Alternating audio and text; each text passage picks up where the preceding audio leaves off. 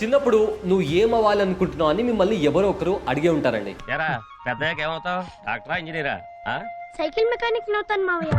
So ఇలా మీరు కూడా ఏదో ఒకటి చెప్పే ఉంటారు. బట్ కొంతమంది చాలా డిఫరెంట్ గా పైలట్ అవుదాం అనుకుంటున్నా అని అంటారు. మరి పైలట్ అవ్వడం అంత ఈజీయా? అసలు పైలట్ అవ్వాలంటే ఏం చదవాలి, ఎంత ఖర్చు అవుతుంది, శాలరీ ఎంత ఉండొచ్చు, వీటి గురించి ఇవాల్టి వీడియోలో మనం క్రిస్టల్ క్లియర్ గా తెలుసుకుందాం. సో మీలో ఎవరైనా పైలట్ అవ్వాలి అనుకుంటున్నా ఆర్ మీకు తెలిసిన వాళ్ళల్లో ఎవరైనా పైలట్ అవ్వాలి అనుకుంటున్నా ఈ వీడియో వాళ్లకు ఒక బిగినర్ గైడ్ లాగా యూజ్ అవుతుంది. సో లేట్ చేయకుండా వీడియోలోకి వెళ్ళిపోదాం. హాయ్, నా పేరు అబులై సయ్యద్, యూర్ వాచింగ్ బాస్వాలా.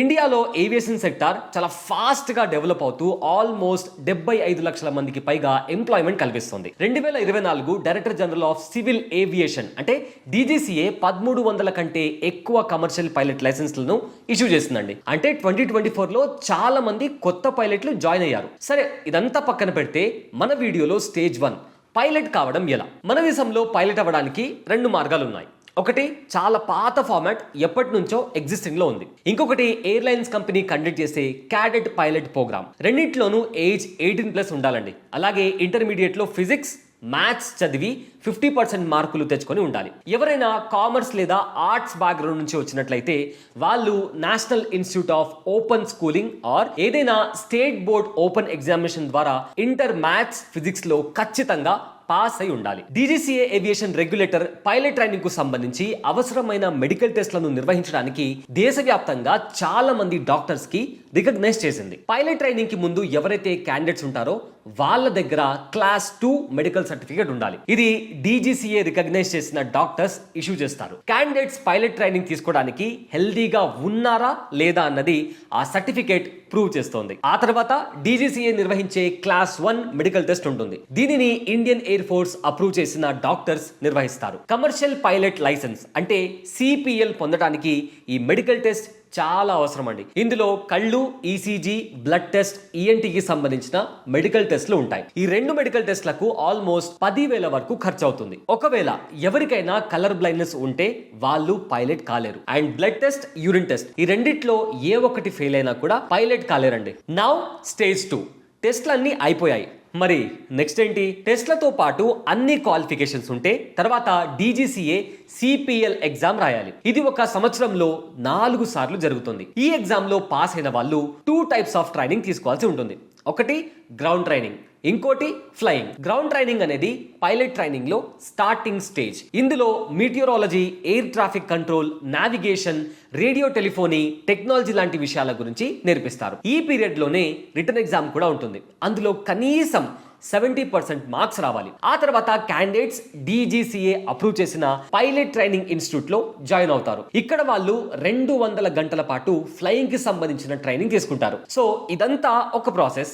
ఎప్పటి నుంచో మన దేశంలో ఇదే స్ట్రక్చర్ నడుస్తోంది. అయితే ఇది కాకుండా ఇంకో మార్గం కూడా ఉందండి. అదే క్యాడెట్ పైలట్ ప్రోగ్రామ్. దీనిని ఎయిర్లైన్స్ కంపెనీలు కండక్ట్ చేస్తాయి. అకార్డింగ్ టు ఎక్స్పర్ట్స్, ఒక క్యాండిడేట్ తాను పైలట్ అవ్వడానికి క్యాడెట్ పైలట్ ప్రోగ్రామ్ లో జాయిన్ అవుతే అందులో ఒక స్పెసిఫిక్ సిలబస్ ఉంటుంది. ఇందులో థియరిటికల్ అండ్ ప్రాక్టికల్ ట్రైనింగ్ 2 ఉంటాయి. ఇందులో ఫ్లయింగ్ ట్రైనింగ్ ఆర్గనైజేషన్స్ దగ్గర ఏవియేషన్ లో ఫండమెంటల్ ఇన్స్ట్రక్షన్స్ తో పాటు ప్రాక్టికల్ ఫ్లయింగ్ సెషన్స్ లో కూడా ట్రైనింగ్ ఉంటుంది. ఏవియేషన్ ఇండస్ట్రీ అవసరాలకు అనుగుణంగా పైలట్లు స్కిల్స్ డెవలప్ చేసుకునేలాగా ఇక్కడ ట్రైనింగ్ ఇస్తారు. ట్రైనింగ్ టైంలో చిన్న చిన్న ఫ్లైట్స్ నడపడం నేర్పిస్తారు. ప్యాసింజర్ ఫ్లైట్స్ నడపాలంటే టైప్ రేటింగ్ అని పిలిచే ఇంకొక లైసెన్స్ అవసరం. క్యాడెట్ ప్రోగ్రామ్ ద్వారా ఎయిర్లైన్స్ కొన్ని ఎగ్జామ్స్ ఆధారంగా ఇంటర్ తర్వాత విద్యార్థులను తమ క్యాడెట్లుగా సెలెక్ట్ చేసుకుంటాయి. తర్వాత వాళ్ళు పైలట్ ట్రైనింగ్ తీసుకుంటారు. ఎయిర్లైన్స్ కు తిరిగి వచ్చిన తర్వాత టైప్ రేటింగ్ పొందుతారు. కానీ దీనికి ఫీజులు చాలా ఎక్కువగా ఉంటాయండి. నౌ స్టేజ్ 3 పైలట్ ట్రైనింగ్ కి ఎంత ఖర్చు అవుతుంది? రిటర్న్ ఎగ్జామ్ రాసి రిజల్ట్స్ రావడానికి అట్లీస్ట్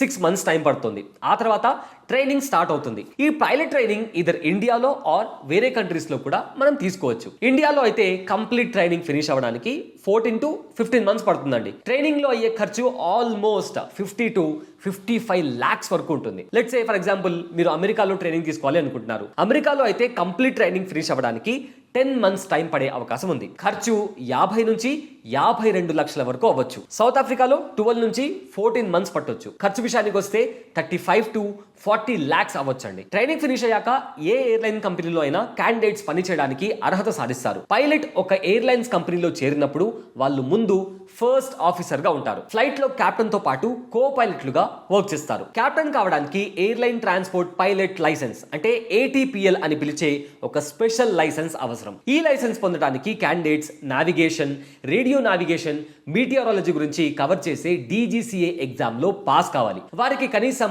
1500 గంటల ఫ్లయింగ్ ఎక్స్పీరియన్స్ ఉండాలి. ఆ పోస్ట్ పడితే ముందుగా దానికి అప్లై చేసుకోవాలి. తర్వాత concern airlines company written exam conduct చేస్తుంది. ఈ exam and DGCA exam both are different. ఇవి మెరిట్ ఆధారంగా ఉంటాయి. Now let's talk about salary and career development. Salary విషయానికి వస్తే ఫస్ట్ ఆఫీసర్ కు నెలకు 1,25,000 నుంచి 2.5 లక్షల వరకు శాలరీ వచ్చే ఛాన్స్ ఉందండి. కెప్టెన్ కు మంత్లీ 4 lakhs నుంచి 8 lakhs వరకు వచ్చే ఛాన్స్ ఉంది. ఇంటర్నేషనల్ ఎయిర్లైన్స్ లో అయితే శాలరీ ఇంకా ఎక్కువగానే ఉండొచ్చు. అండ్ కొన్ని రిపోర్ట్స్ ప్రకారం వెస్ట్ ఏషియన్ కంట్రీస్ లో పైలట్ల వేకెన్సీ ఎక్కువగా ఉంటుంది. అక్కడ ఫస్ట్ ఆఫీసర్లకు నెలకు 8 నుంచి 9 లక్షల రూపాయల వరకు ఎర్న్ చేసే అవకాశం ఉంటుందండి. ట్యాక్స్లు కూడా తక్కువగానే ఉంటాయి. అండ్ ఆల్సో పైలట్ ట్రైనింగ్ తీసుకున్న వాళ్ళు కేవలం పైలట్లా కాకుండా ఎయిర్లైన్ అకాడమీలో ఇన్స్ట్రక్టర్గా ఆర్ ఫ్లైట్ డిస్పాచర్గా లేదా చార్టెడ్ ఫ్లైట్స్ లో పైలట్ గా కూడా వర్క్ చేయొచ్చు. ఇక్కడ ఇంపార్టెంట్ పాయింట్ ఏంటి అంటే పైలట్ కావడం వల్ల ఎన్ని బెనిఫిట్స్ ఉంటాయో